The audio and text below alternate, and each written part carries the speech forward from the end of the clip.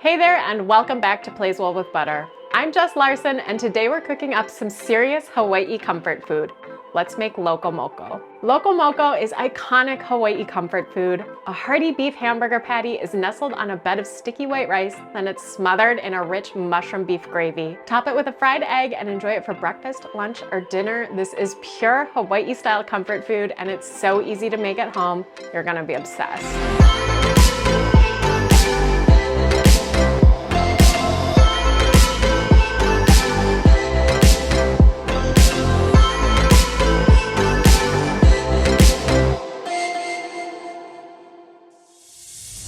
If you're not familiar with Hawaii food, it may come as a surprise to you that something as rich and hearty as Loco Moco is so iconic there. Truth is, there's so much more to the local food culture in Hawaii than tropical flavors and fresh fish. Hawaii is a melting pot of people and cultures from all around the Pacific Rim, and each brought their own delicious versions of comfort food to the islands with them. Legend has it, Loco Moco was created in the 1940s on the Big Island at a cafe called Lincoln Grill in Hilo. A group of teenage regulars asked the owner if she could whip up something filling and inexpensive, and that's when she created Loco Moco, a hearty beef hamburger served over a bed of rice and smothered in gravy. These days, you can find Loco Moco everywhere from drive-ins to fine dining restaurants. It's hearty, comforting, and so delicious, but it's also really easy to make at home. Loco Moco burger patties are a simple mix of ground beef, Worcestershire sauce, seasoned salt, onion powder, black pepper, panko, and eggs. We use 80% lean ground beef for extra rich flavor. Loco Moco is all about comfort, but you can use whatever you like.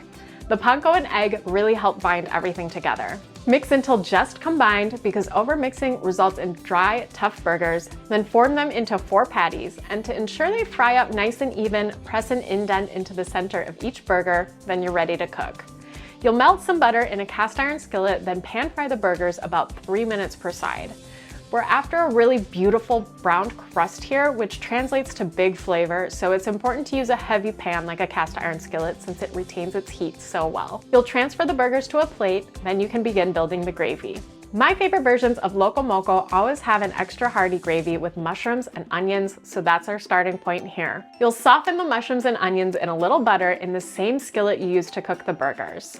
Since the burgers are so rich and got so browned, they left an amazing fond of flavor in the skillet, and we want to capture all of that deliciousness in our gravy. After about 8 to 10 minutes, the mushrooms and onions will be beautifully softened and fragrant, and from there you can build the gravy with beef broth, Worcestershire, and a little beef base to punch up the flavor. Be sure to scrape up all the brown bits on the bottom of the skillet, then whisk in a quick cornstarch slurry, which will thicken the gravy and give it beautiful glossy texture. Reduce the heat to keep it warm and start frying the eggs. Fried eggs are the last component you'll need to prep. It's pretty simple and goes nice and quickly.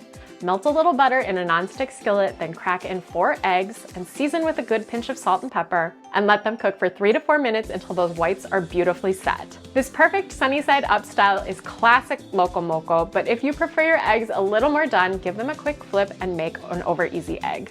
Now comes the fun part, building your Loco Moco.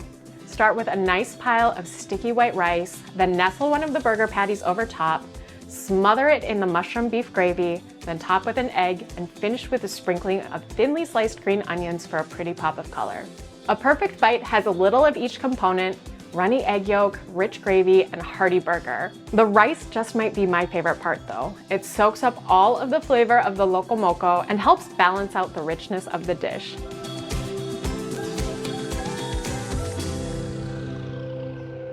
It's so good. So head over to Plays Well with Butter for the full recipe, which includes a lot more of the backstory of this iconic dish. It's a fun read if you're interested in learning more about regional Hawaiian cuisine. But before you go, be sure to like and subscribe for more unfussy recipes that pack a big punch of flavor, and I'll see you next time.